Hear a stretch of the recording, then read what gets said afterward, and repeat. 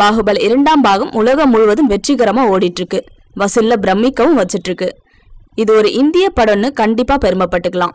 இது இப்படி இருக்க சோசியல் மீடியால நேற்றுக்கு ஒரு பூகம்பம் வெடிச்சிருக்கு.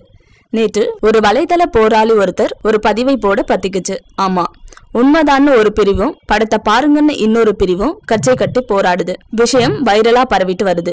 பதிவில் அந்த ரசிகர் கூறியிருப்பதாவது, பாகுபலி படம் வெளியான அப்போ அதோட பிரம்மாண்டத்துல வாய் பிளந்து பார்த்தாங்க தமிழர்கள்.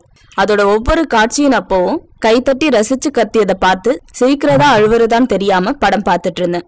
ஒரு தமிழன் சத்யராஜ் நடந்து வரப்போ நாய் வருதுன்னு ஒரு தமிழன் நாசரை வச்சு நுணுக்கமா தமிழர்களை அசிங்கப்படுத்தினது எந்த தமிழனுக்கும் புரியாதுன்னு நம்பியே இந்த வடுகர்கள் படம் எடுத்திருக்காங்க.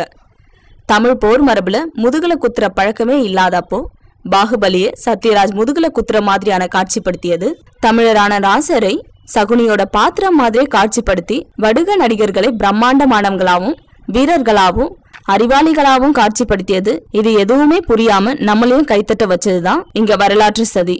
இது எல்லாத்தையும் நீங்களும் புரிஞ்சுக்கிறப்போ தமிழர்களை எந்த அளவுக்கு மோசமா இந்த படத்துல சித்தரிச்சிருக்காங்கிறது நமக்கு புரியும்.